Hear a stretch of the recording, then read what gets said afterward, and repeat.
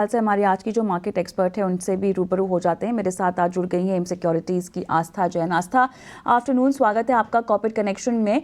और आस्था, बाजार की गिरावट कितनी चिंता देने वाली है, क्योंकि बहुत लंबे समय से हम सब यही कयास लगाए बैठे थे कि बाजार जो ऊपर जा रहा है कोई अहम ऐसा ट्रिगर नहीं है, लेकिन जब गिरावट होगी तो गिरावट के पीछे भी ऐसा कोई अहम ट्रिगर तो होने वाला है नहीं। लेकिन यहाँ पर हम देख रहे हैं कि आज के सत्र में बैंकिंग काउंटर्स एक वजह है जिसकी वजह से बाजार इतना ज़्यादा गिर रहा है।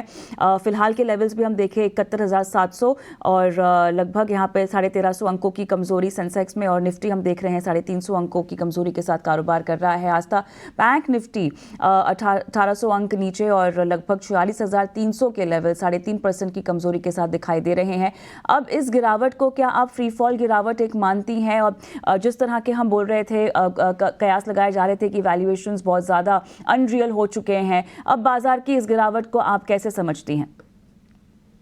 आफ्टरनून कविता, देखिए बिल्कुल मार्केट्स में वीकनेस है। देखिए हम्म। सबसे पहले अगर मैं निफ्टी की बात करूं तो मुझे लगता है कि ये वीकनेस अभी थोड़ा और गहरा सकती है, और निफ्टी में अब जो हमें नेक्स्ट लेवल्स देखने को मिलेंगे वो 21,580 600 के आसपास के रहेंगे। सो यस, मार्केट्स में वीकनेस है। अब अगर हम यहाँ पे बैंक निफ्टी की भी बात करें तो वहां पे भी वीकनेस है।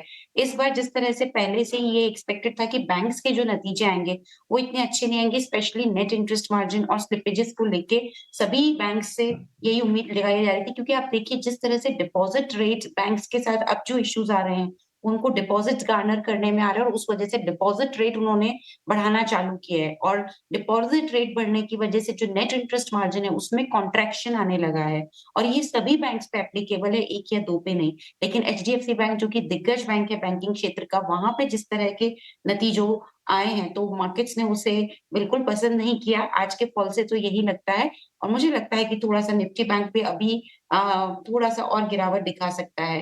तो ये जो गिरावट है इसमें हमारी खुद की दिक्कतें हैं कि नतीजे जो बैंक्स के आने चाहिए वो अच्छे नहीं आ रहे, और ग्लोबल फैक्टर्स तो साथ में वर्क कर ही रहे हैं, क्योंकि जो इंटरेस्ट रेट्स का जो एक सिलसिला मान रहे थे कि अभी थमेगा मार्च से, वो होने वाला लगता नहीं, जिस तरह से इन्फ्लेशन प्रिंट अमेरिका में आ रहे हैं।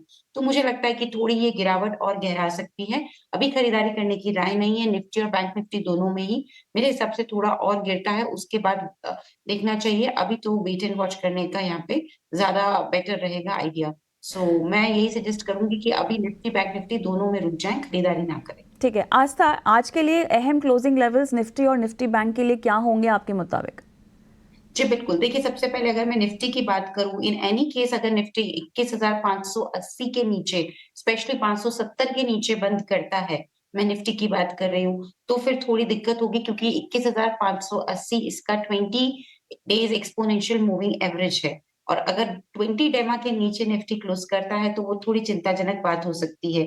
वहीं अगर हम निफ्टी बैंक की बात करें, तो निफ्टी बैंक में भी देखा जाए तो थोड़ा-सा मुझे लगता है कि गिरावट गहरा सकती है, और उसमें जो मेजर लेवल आ रहा है, वो 45,000 साढ़े 600 का आ रहा है। बड़ा मैं लेवल बता रही हूँ, लेकिन 45,000 साढ़े 600 का अभी नेक्स्ट सपोर्ट बना हुआ है। तो आज की क्लोजिंग मुझे तो लग ही रहा है कि अभी जो आए हैं लेवल्स उस हिसाब से लग रही है कि 46,200 के आस-पास हुई रहेगी। लेकिन 45,700 का इम्पोर्टेंट सपोर्ट है, वो अगर ब्रेक होता है तो बैंक निफ्टी में और दिक्कत आ सकती है, पर अभी भी दोनों काउंटर्स वीक ही हैं।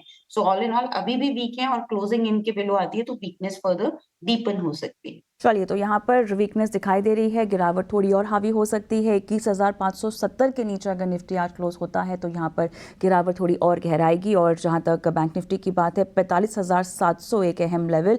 आज की क्लोजिंग लगभग आस्था के मुताबिक 46,200 के आसपास होती हुई दिखाई दे रही है। हालांकि कितनी और गिरावट फैलेगी या बाजार किस और करवट लेगा, ये आने वाला वक्त थोड़े घंटों में पता चल जाएगा।